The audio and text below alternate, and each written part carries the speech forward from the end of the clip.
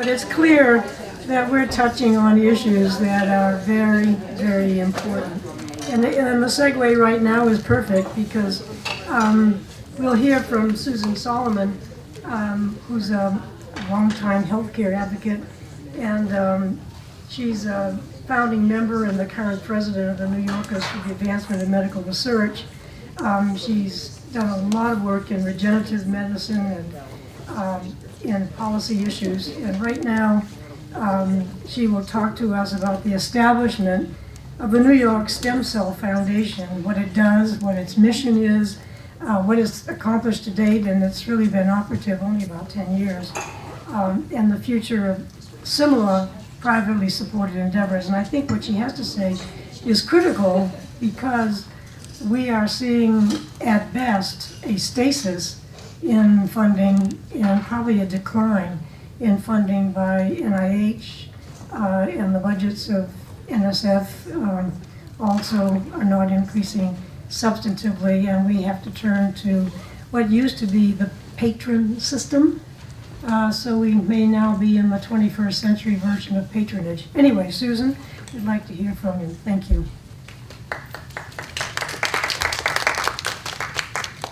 Thank you very much, and thank you, Rita and Marianne and the Society for inviting me to join you today.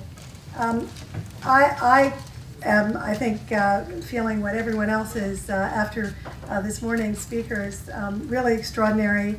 So many ideas. For me, such frustration. I started my active working career in 1978, and I just feel so many of the issues that I thought we were moving past, they're just here. And I have 3 daughter-in-laws and a granddaughter, and I'm just I'm determined to do what I can. So in 2005, I co-founded the New York Stem Cell Foundation, and I don't have to rehearse to this group the tortured history of stem cell research in this country and many countries. But the goal, really coming from the patient perspective, I'd worked a long career in the financial and media industry, but I'd always been very involved as a patient advocate for a variety of reasons.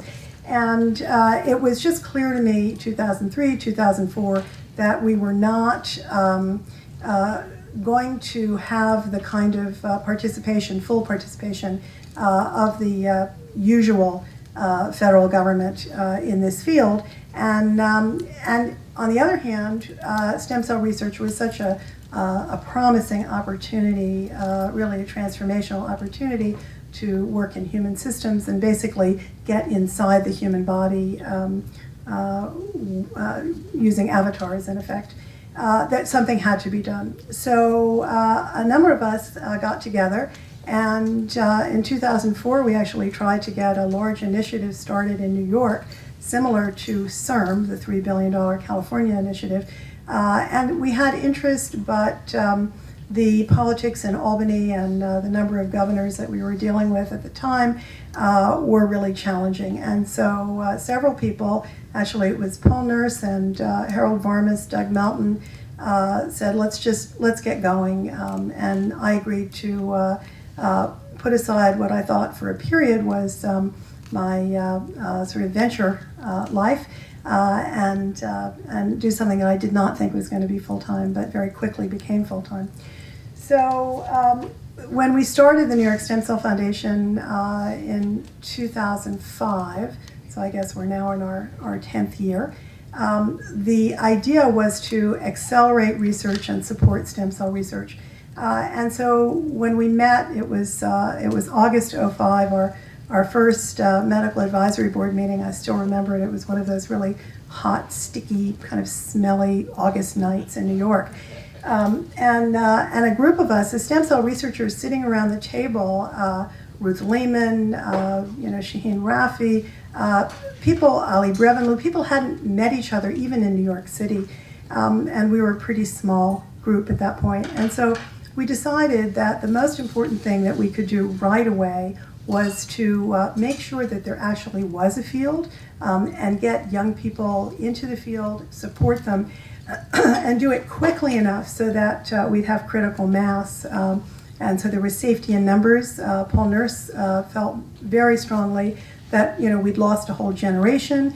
People were being told, don't go into stem cell research. There's no money, there's no jobs, personal security issues, etc. So we knew if we were going to attract young people, we had to actually offer both very attractive financial terms, which we did, incentives, and also get a bunch of them in quick. Then there was a view that we needed to have a meeting that sort of would bang a drum loudly, if you will, to let people know that this was a field that was not going away, and then to provide a stage where people who were doing exceptional work on an international basis, national and international, could be highlighted. And then lastly, and this actually came a few months after we started, we realized that we needed to have a safe haven laboratory to do the work where we could kind of check the politics at the door and just let the work move ahead as quickly as the science would permit. So the pipeline of investigators is doing really well. I'm very excited about it. We have actually 4 juried programs. We have a postdoc fellowship program, and I think we've done well in critical mass. We have almost 50 so far, and that's we fund the postdocs for 3 years. We started out in the early days actually funding them at $100,000 a year, because basically what we had to do was incent them well beyond the NIH minimums to go into the field, and then we in effect had to incent laboratories to take them on to work in human stem cells.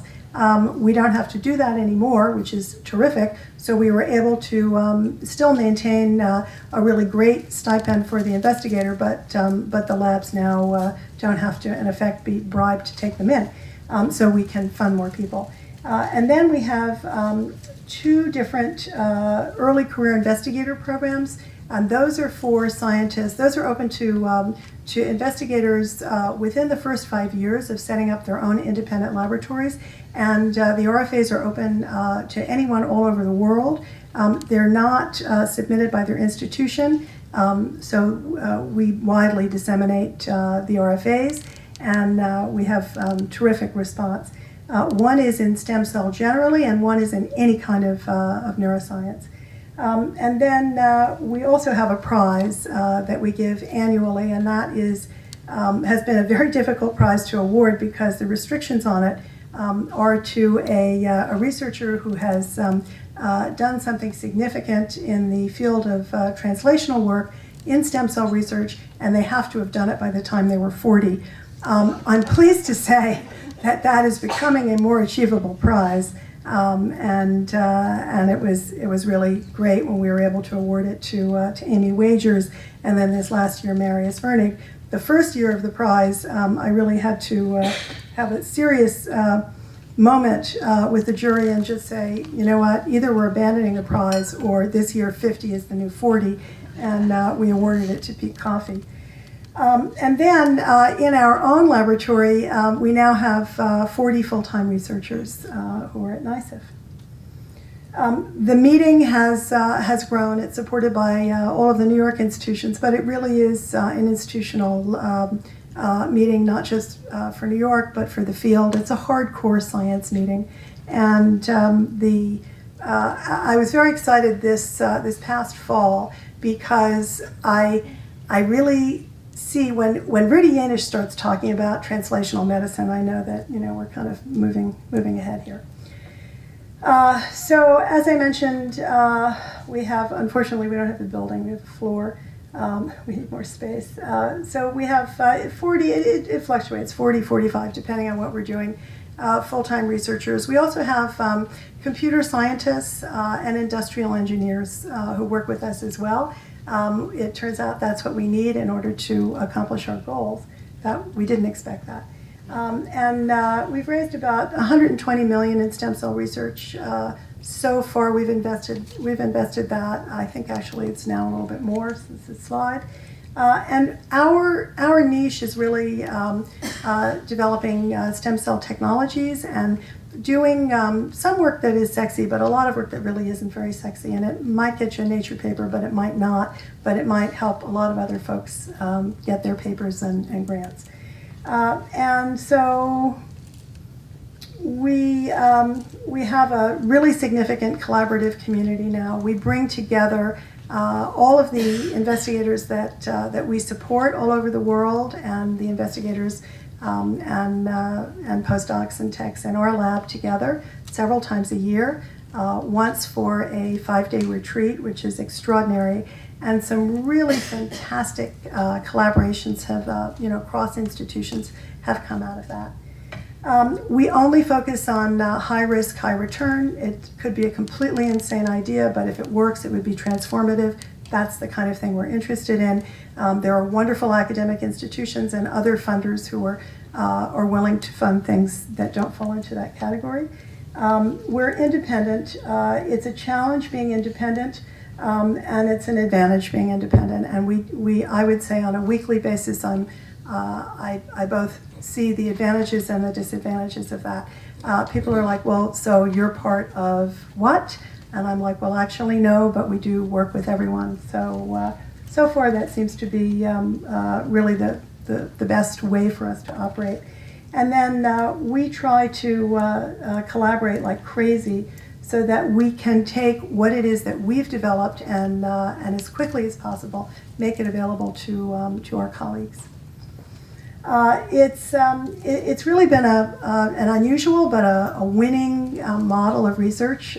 This is, I think we have a couple of brag slides, but we have in the last, since we really got traction in 2008, we have made a significant difference to the field and had a significant impact on the field. And I'm happy to talk about any of this in more detail. I think the one thing I will point out is our comparison of IPS and SCNT. We're one of only 2 laboratories in the US that actually are doing somatic cell nuclear transfer. We did not abandon it in 2007 after Shinya Yamanaka's discovery.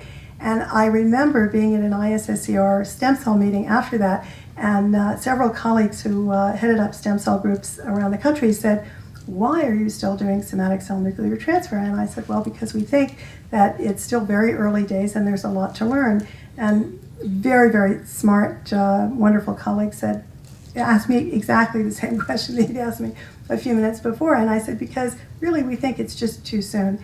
And I'm very pleased that we did continue this work, although obviously SCNT cannot be done in a lot of places because of various laws, and it clearly is not fundable by the federal government.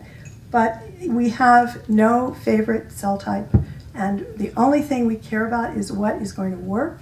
And so I know certainly, in my personal life, the people that are kind of in my mind motivating me, they don't care if something that is going to cure them is nanotechnology, a tea bag, or a cell. And so we don't have a favorite cell. And so it was exciting when we were able to do the comparison of IPS and ESL, which we did in our lab very recently. And then other things. So at the top, for example, the protocol for oligodendrocytes, that's work that several people initially, including a study section, dismissed as being not important, not novel. But if you can take a protocol that it takes 6 months and you can reduce it to 40 days, that's game-changing. So for us, even though the investigator, Valentina Fossati, who leads that in our laboratory, she runs our MS group, she has MS, and even though she wasn't able to get funding for that, we said, we're going to backstop you. You do this, and now, of course, everybody wants that protocol. Stopping mitochondrial disease, we worked with collaborators at Columbia, Michio Hirano, who is, I think, one of the leading clinicians and researchers in mitochondrial disease. Again, this technique that we developed was a happy accident from working with somatic cell nuclear transfer. We are now engaged with the FDA that unfortunately is conflating it with, sort of situations where potentially a woman, who's 70 years old wants to have a natural child. I think maybe there are other issues there. I cannot imagine. But in any event, It is a wonderful technique that completely takes the mitochondrial disease out of the germline. It's really wonderful. And the UK is going to proceed first quarter. We're very involved with that. We work when we see that, as often we do, that because of, for non-scientific policy reasons, something is going to be held up in our country. We have very close relationships with folks at the Karolinska, people in the UK, people in Japan, so that we can move ahead with a regulatory system that our government is comfortable with. So this is something I think is just another way of talking about the Valley of Death. Academic institutions work at an academic scale. The focus obviously is publication, tenure. Happy to talk to anybody about what's going on with the drug companies. You can pick your number, 1 billion, 4 billion. It's a very bad paradigm. And it's because there's a tremendous amount of work that has to be done in that particular Valley of Death. And we try to bridge that with iterative work. A challenge with the iPS cells that I'm going to presume everybody's familiar with. If you're not, I'll talk to you about them afterwards, but they're the reprogrammed skin cells that can become pluripotent. Not standardized, not diverse, not scalable. So we built robots. We spent about $25 million and brought on teams of computer engineers and so forth, so that we can make hundreds and hundreds of stem cells every month. They're identical. We can reprogram to new protocols. A new protocol comes out, we adjust. It's pretty great, and now we're doing machine learning with that, with technology partners. And we also now are on track to represent, I think it's 95% of the diversity of the world's population.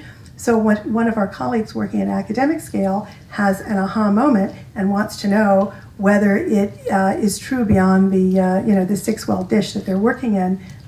We can help them figure that out. And so basically, we see stem cells as a biological reader, if you will, that is kind of the integrator of all of the wonderful ACTs and Gs that we have from sequencing the genome. And being able to predict drug toxicity and do clinical trials in a dish and actually factor in development of drugs and treatments and toxicity, the fact that we are all different, that's a reality. That's kind of what I call mass personalized medicine, and that's where we are. And so I mentioned this already, and we're very excited about this. These are some great cells. I'm going to skip over them. Try to. These are the disease research areas. We have teams. In every single case, we're working in collaboration with groups all over the world.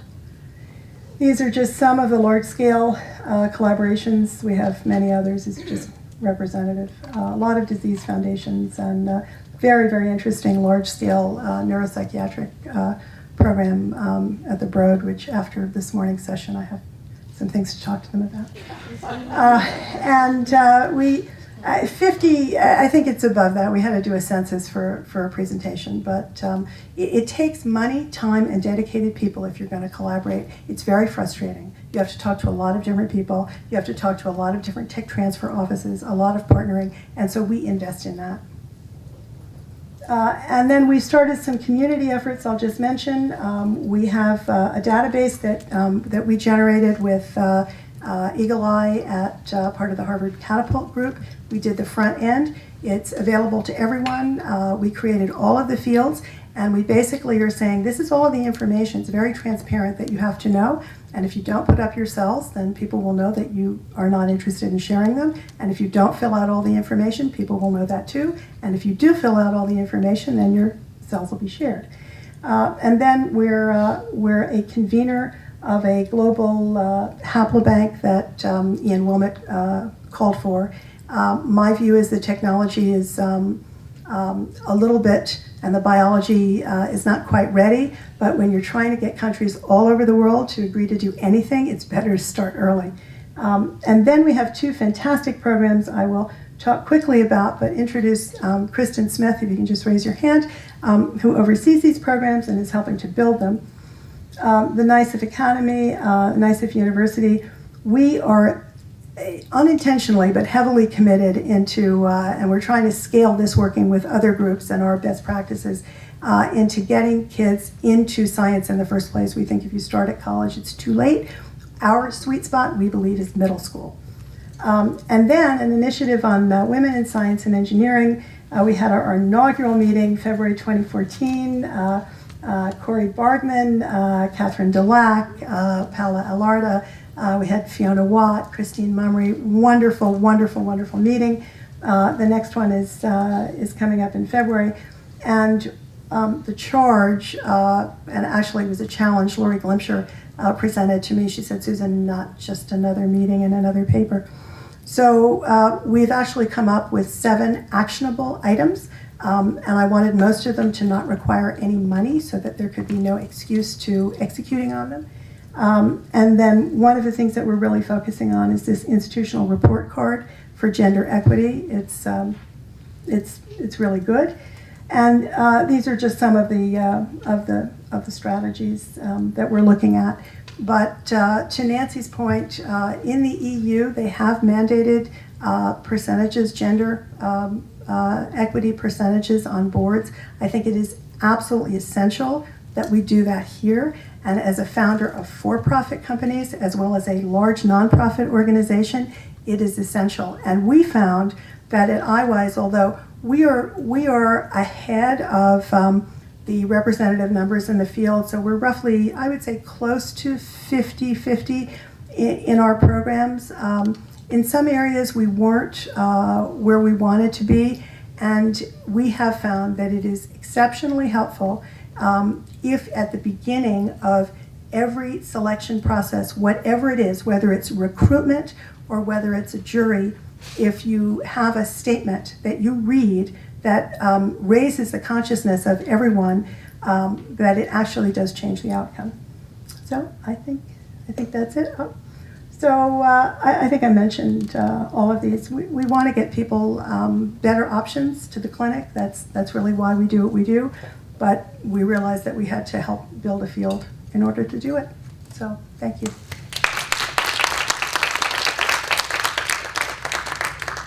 Thank you very much, Susan. Questions? I have a question. You have done so much, Susan, and I have really learned more and more what you've done, and you do it so well. How large a staff do you have in this tremendous endeavor that you have undertaken? So. Oh yeah. So Marianne's question is how big is our staff? So I think on payroll we're somewhere between 55 and 60 people full time. So I worked with a developer of a game called Immune Attack, which was intended to teach kids in high school about the immune system, and it's out there and it's available on the web. I'm just curious if you've thought about gaming as a way to bring students into the science. We haven't, but certainly if there are games available, we would be happy to recommend them. What we've decided to do is we will not be able to get to a scale that we want to without partnering. And so working with other groups that are involved in STEM education and contributing our kind of stem cell knowledge and some best practices, then that's our charge for the next year. This is just wonderfully exciting. I was at the recent announcement of the new Allen Institute for Cell Science. One of the things that was very notable there was that it was an all-white male-dominated institution to start with. They claim that they are going to be sensitive and they will go for diversity. But I was wondering, do you feel that you can have an impact on them? Will you be collaborating across the country?